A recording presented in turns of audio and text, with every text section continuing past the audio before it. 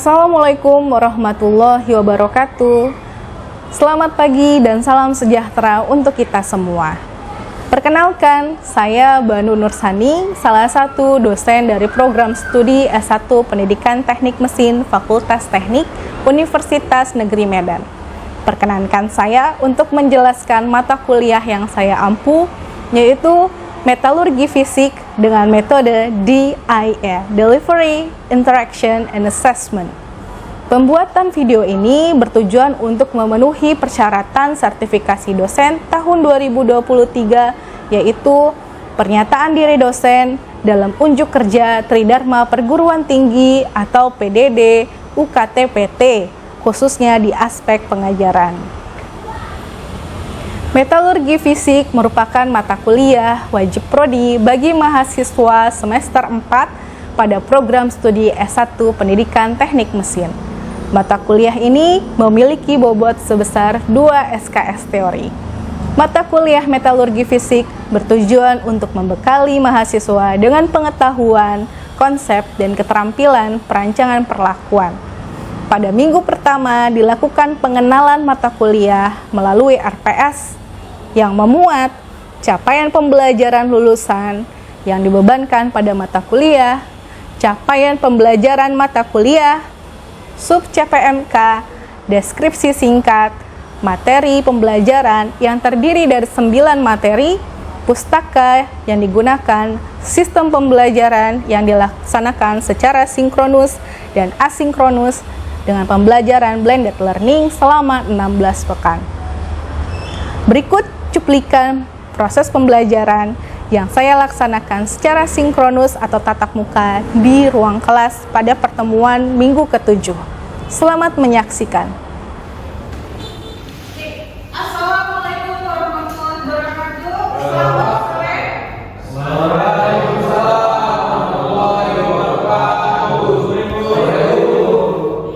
Masih semangat? Terima kasih. Sebelum kita mulai, silakan Mas Pongki pimpin dulu doanya. Sebelum kita memulai pelajaran, saya kita berdoa menurut agama dan kepercayaan kita masing-masing. Berdoa dimulai.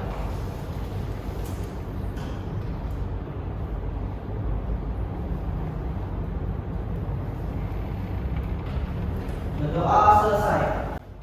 Sebelum kita mulai, Ibu absensi terlebih dahulu ya.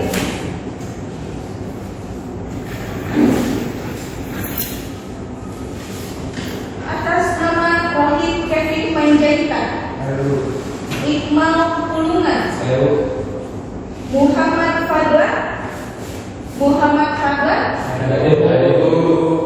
Christopher Sitoha, Rio Pakulian Sitongko, Muhammad Rifki, Yudi Sitoha, Rian Thompson Devio Sitongko, Seval Pulet. Oke, hari ini kita masuk ke pertemuan minggu ke-7. Kita mau memperdalam lagi ilmu kita tentang diagram fasa. Capaian yang ingin ini, yang pertama, mahasiswa mampu membuat diagram fasa FE-FE3C. Mas, ini sudah kita pelajari minggu lalu ya, FE3C, diagram fasanya dan fasa-fasa yang terbentuk, garis-garisnya juga sudah kita pelajari.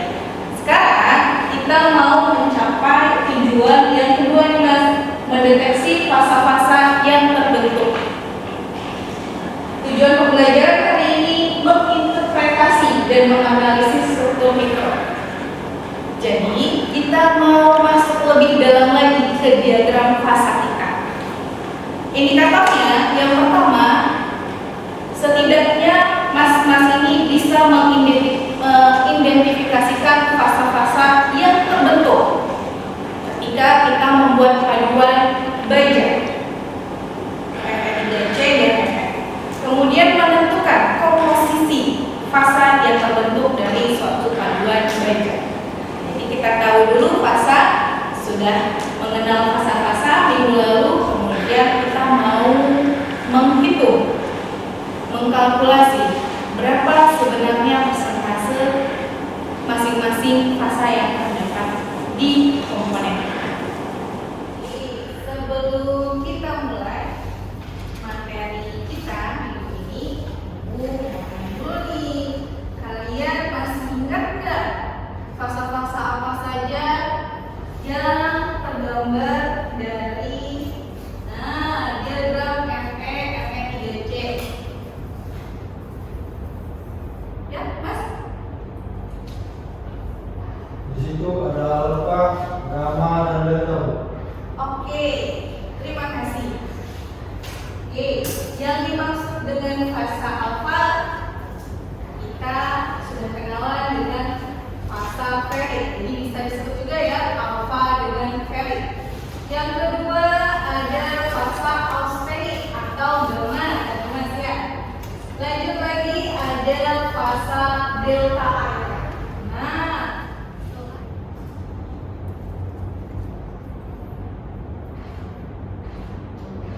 ya.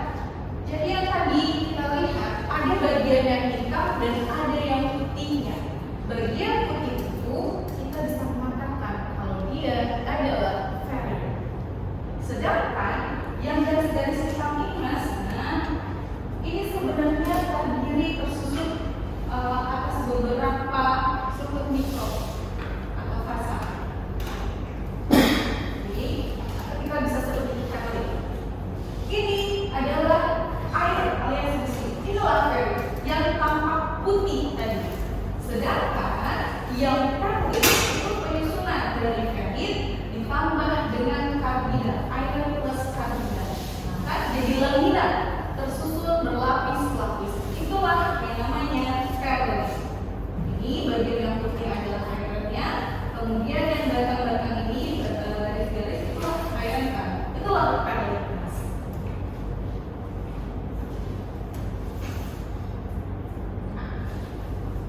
Mas, ternyata untuk steel itu kita bagi menjadi dua. Untuk mempermudah kita mempelajari perlakuan dari si baja. Karena pengaplikasian si baja ini sangat luas. Sehari-hari kita akan menemui berbagai aplikasi baja. Oke, yang pertama adalah hydroelectric. Nah, tadi ini batasan kita ya, yang titik O, yaitu batasnya 0,76% karbon. Kalau kurang, itu kita sebut dengan hypoelectric, lebih rendah karbonnya. Komposisinya dari 0,022. Kenapa dimulainya dari 0,022%? Karena yang segitiga ini itulah milik dari besi murni, pure iron. Sedangkan kita mulai sebut dia baja fosil, mulai dari sini Mas kandungannya, dari sini 0,022% karbon. Sampai mana batasnya? Tadi titik O, 0,76%. Apa yang terjadi, Mas? Karena berlebih feritnya, harusnya dia akan menghasilkan ferit. Tetapi karena feritnya berlebih, tabungannya masih banyak feritnya, maka akan muncul dendrit yang timbul sebelum mengenai garis atau mengenai suhu eutektoid. Jadi udah terbentuk dulu nih Mas yang warna orange. Nah, ini udah muncul eutektoid ferit. Kemudian setelah melewati garis eutektoid ini, maka akan terbentuk selayaknya ferit yang berlapis-lapis tadi Mas yang kita lihat. Bagaimana kalau kita karbonnya kita lebihkan dari 0,76%?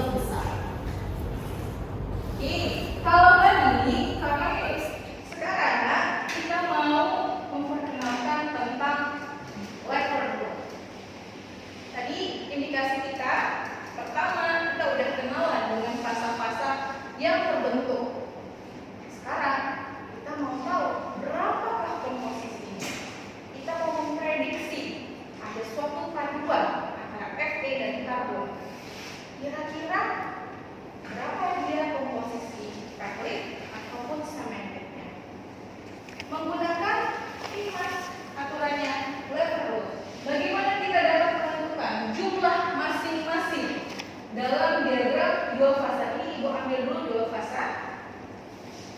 Ini Ibu ambil contohnya dari diagram fasa Cooper sama nikel, tembaga dengan nikel. Hampir serupa prinsipnya. Ada persentase massa dari nikelnya, semakin ke kiri maka dia akan lebih banyak kandungan Cooper. Sedangkan semakin ke kanan maka akan lebih besar persentase dari si nikel. Ini temperatur juga sama ya, ada perubahan temperatur di sini. Intinya kita mau mengalami paduan ini akan mengalami solidifikasi, Mas. Ada perubahan fasa dari liquid menuju ke solid. Ternyata nggak bisa langsung solid si liquidnya. Kita perlu ada perubahan secara pelan-pelan. Tapi kita nggak tahu berapa sih sebenarnya komposisinya. Kalau pendinginannya atau solidifikasinya sekian persen nikel, sekian persen tembaga. Apa yang harus kita lakukan? Pertama, yaitu ini nomor 1, gambarlah garis pengikat atau timeline. Timeline itu garis pengikat, garis bantuan. Ini Mas. Maaf ya. Antara ini kan kebetulan hanya baru dua fase, ada liquid dengan solid. Maka kita hubungkanlah kedua fase tersebut dengan garis bantuan, garis pengikat. Kemudian langkah selanjutnya kita tandai keseluruhan komposisi paduan pada garis pengikat. Garis pengikatnya sudah kita buatkan fasa-fasa apa saja yang bersentuhan dengan garis tersebut. Yang pertama ini karena ada liquidus, maka kita tarik garisnya temperatur bersentuhan dan juga massa nikelnya. Yang sebelah sana, yang kanan ada solidus, berarti kita tarik temperatur sama serupa dan juga massa dari nikelnya. Anggaplah di tengah-tengah ini berarti dia 50-50 Mas. 50-50, setengah dari liquid, setengahnya dia masanya sudah solid. Solidifikasi sudah terjadi, tapi belum sempurna. Oke, kemudian selanjutnya langkah yang itu fraksi satu fasa dihitung dengan membagi garis keseluruhan. Tadi kan ada garis bantu kita ya. Inilah garis bantu kita tarik dari ujung ke ujung dengan membagi panjang garis pengikat atau garis bantu kita tadi dari keseluruhan komposisi paduan ke batas fase yang bersinggungan dengan fase yang mau kita cari. Contohnya nih Mas, L itu liquid ya, S itu solid. Ini seperti mengingatkan kalian dengan apa ya? Jukat-jungkit, betul. Kalau kita mau mencari tahu berapa persentase komposisi yang ada di liquid, berarti kalau dia lebih besar liquid, berarti kan kita sebenarnya bisa menghitung dari si solidnya. Prinsipnya seperti ini Mas. Matematika sederhananya. Yang ini Ibu ibaratkan bagian dari si A. Ini bagian dari si B.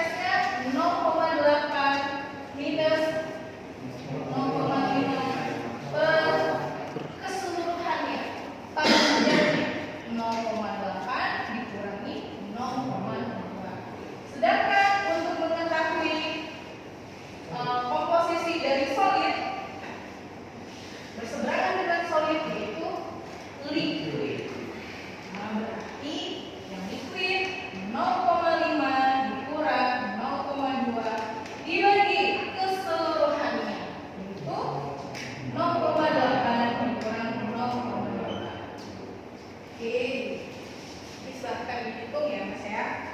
Jadi mau ibu bentuk ke dua kelompok. Silahkan kita bagi dulu kelompoknya masing-masing. Oke, Mas. Jadi ibu bagi menjadi dua kelompok. Sesuai tadi ada dua area, yang hypo dengan yang hyper. Yang pertama, silahkan kita cari berapakah yang pertama fasanya. Kita tentukan dulu fasanya. Fasanya ya. Pada komposisi elon 0,35% karbon. Hypo atau hyper? Di sebelah kiri atau sebelah kanan? Ini batasnya 0,7. Karena kurang dari 0,76 berarti masuk ke area hyper. Nah, kemudian dikasih tahu pada temperatur tersebut di bawah eufektoid.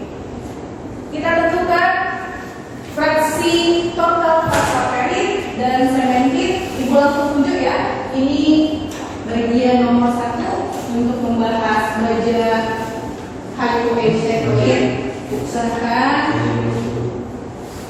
Oh, bagian sebelah sini boleh. Bagian sebelah sini berarti ibu tentukan kalian membahas nomor 1 tentang hypoeufektoid. Silahkan dicari fasa-fasanya, kemudian fraksi-fraksinya, jumlah komposisi dari fasa yang kita tentukan. Yang kedua, nah ini tinjau 1 kg austenit dengan komposisi, mohon maaf ya ada kesalahan, 1,5% karbon. Ini berarti bagian dari, kalau 1,5 karbon berarti masuknya karena pembatas kita 0,76 berarti masuk ke hypereufektoid. Nah, silahkan yang pertama tentukan dulu fasa-fasa yang terbentuk tadi apa saja. Dan sekarang kalau tadi di sini yang hypo, ibu minta jumlah komposisinya. Kalau yang ini dalam bentuk kilogram. Oke, silakan untuk kelompok 1 dan kelompok 2 sudah didapatkan hasil diskusinya. Silakan ditulis dulu biar nanti kita lihat bersama-sama. Jangan khawatir kalau misalkan salah itu masih belajar Mas. Oke, silakan Mas.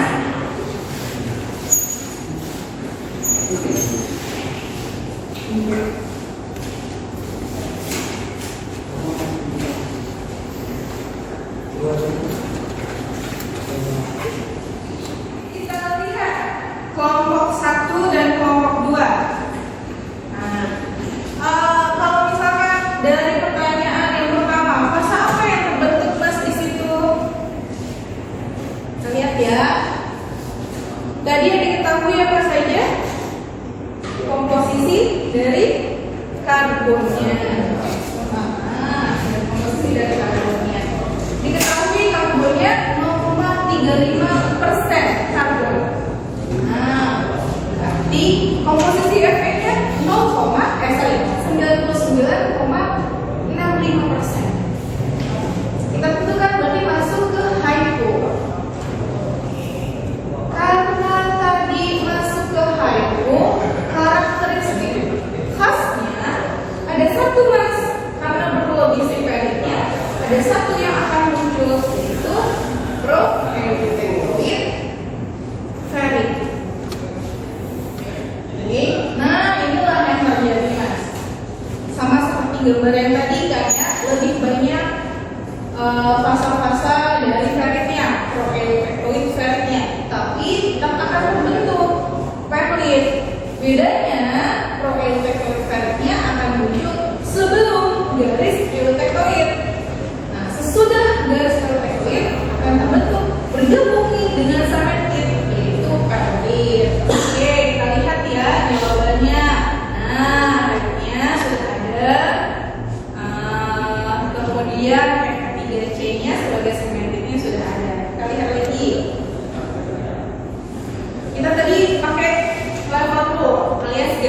bantu Thailand. Inilah garis bantu kita nanti. Yang satu bersentuhan dengan segitiga paling atas minus, karena kan tadi ada proteotektoid ya. Kemudian ada lagi perfect di sini, atau ada ferit dan juga sensitif. Nah, ini hitungannya. Ayo coba sama atau tidak jawabannya. Wah, hampir sama, hampir benar ya Mas ya. Terima kasih, sudah bagus. Tepuk tangan dulu.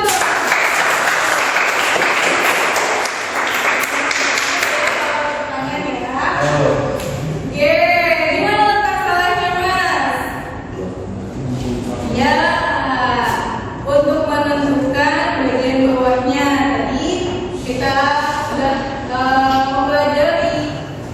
Nah, meskipun kalau dari MPS jadwal kita minggu depan sudah masuk ke UTS ya Mas, karena sudah masuk minggu 8. Tapi tetap karena Ibu lihat dari kedua jawaban ini masih ada yang kurang sedikit lagi. Nah, untuk latihan silakan nanti mas-masnya lihat di Google Classroom di grup kita, cari tugas pertemuan minggu ke-7. Di situ sudah ada soal beserta instruksi pengumpulan tugasnya. Silakan, paling lambat Ibu tunggu sebelum UTS. Siap ya? Oke, Mas, sebelum kita akhiri pertemuan kita, ada satu nih, Ibu mau tanya, siapa yang bisa menarik kesimpulan dari pertemuan kita minggu ini? Oke, silakan Mas. Jadi kesimpulan yang kita dapat hari ini yaitu kandungan karbon itu akan mempengaruhi jumlah fase yang terbentuk. Jadi fase yang kita tahu nanti bisa kita cari dengan lulus juga kita yang Juga jungkit ke anak TK ya. Pokoknya letaknya Mas. Oke, terima kasih. Seenggaknya udah berusaha jadi kandidat yang lulus dapat A nih, yang lain mana suaranya? Seenggaknya udah harus bagus ya, Pak. Oke, sebelum kita akhiri, boleh nih, Mas counting lagi nih. Silakan kita pimpin doanya. sebelum kita mulai kelas, mari kita berdoa buat agama dan percaya kita masing-masing. Doa dimulai.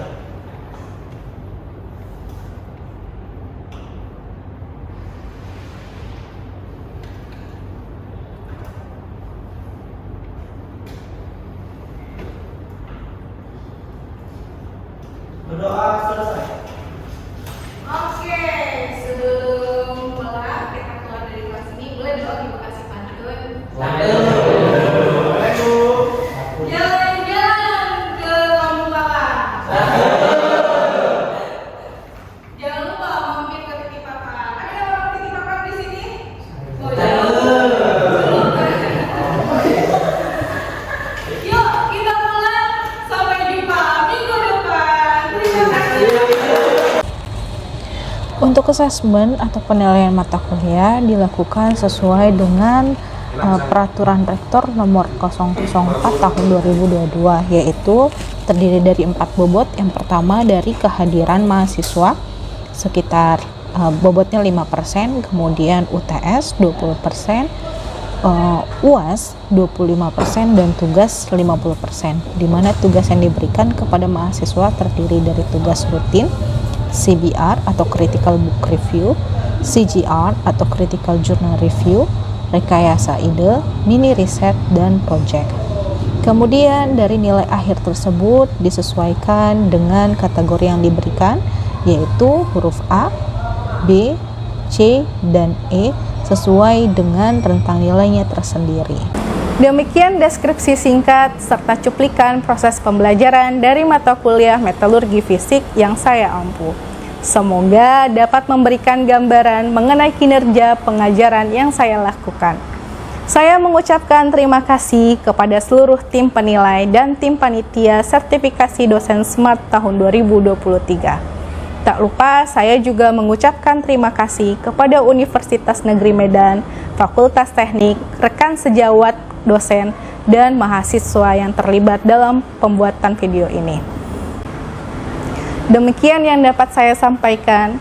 Atas semua kekurangan dari saya mohon maaf yang sebesar-besarnya. Wabillahi taufiq wal hidayah. Wassalamualaikum warahmatullahi wabarakatuh.